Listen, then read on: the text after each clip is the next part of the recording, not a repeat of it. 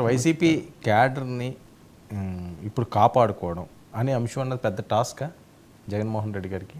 ఎందుకంటే తెలంగాణలో చూస్తున్నాం, అసలు కేసీఆర్ ఉద్యమ నాయకుడు, 10 ఏళ్ల సీఎం, ఒక అతిపెద్ద పార్టీగా విస్తరించిన బీఆర్ఎస్కే ఇప్పుడు అతిగతి లేని పరిస్థితి అయిపోయింది. టెన్షన్లో ఉండే పరిస్థితి. జగన్మోహన్ రెడ్డి గారి పరిస్థితి ఎలా ఉండే ఛాన్స్ ఉంటుంది క్యాడర్ విషయంలో? కేడర్ను కాపాడుకోవడం, లీడర్షిప్ను ఓడిపోయిన వాళ్ళను, అది తప్పకుండా ఓడిపోయిన పార్టీకి అది ఒక తీవ్ర సమస్య. స్థానాలు కూడా తగ్గిపోయినప్పుడు. కానీ ఆ తెలంగాణకు ఆంధ్రకు ఒక తేడా ఏముందంటే, తెలంగాణలో ఎంతో కొంత ట్రయాంగిల్ పాలిటిక్స్ ఉన్నాయి. తర్వాత డిఫరెంట్ ఫోర్సెస్ కూడా ఉన్నాయి తెలంగాణలో. అంటే 3 పెద్ద పాలక పార్టీలు అనుకున్నా, కాంగ్రెస్, బీజేపీ, బీఆర్ఎస్ అనుకున్నా, కానీ ఇక్కడ తెలుగుదేశం ఏదో ప్రయత్నాలు చేస్తుంటుంది. కమ్యూనిస్టులకు కొన్ని పాకెట్లు ఉంటాయి, మజ్లీస్కు కొన్ని పాకెట్లు ఉంటాయి.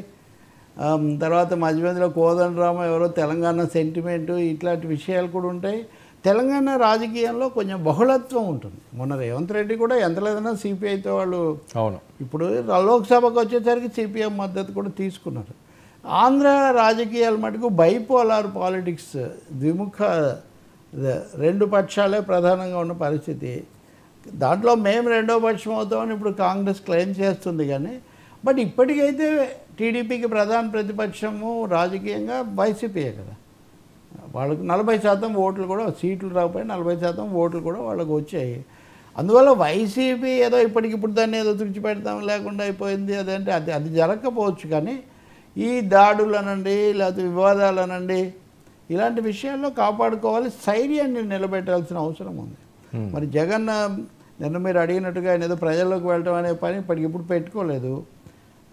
భవిష్యత్తులో ఏం చేస్తారు వీళ్ళందరూ ఇప్పుడిప్పుడే ఆ నాయకులు బయటకు వచ్చి మాట్లాడుతున్నారు కొంచెం ఇది అది అని.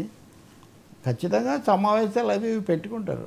ఎక్కడికి పోయి ఇంకొక పార్టీ కూడా కావాలి కదా ప్రత్యర్థులకు. అందరూ తెలుగుదేశంలోకి పోలేరు, పోయిన వాళ్ళే రానిరు కదా. అక్కడ మళ్ళీ లోకల్గా 2 అభ్యర్థులు పోటీ చేస్తుంటారు. మన ఇద్దరం చేసామని నువ్వు మాట నా పార్టీలోకి వచ్చాను అంత సులభం కాదు కదా. తెలంగాణలోనే ఆ సమస్యలు వస్తున్నాయి అనేక చోట్ల. ఇప్పుడు జీవన్ రెడ్డి ఉదాహరణకు ఇప్పటికి కూడా ఆయన ఏం శాంతించింది లేదు, సంజయ్ని చేర్చుకున్నాడు.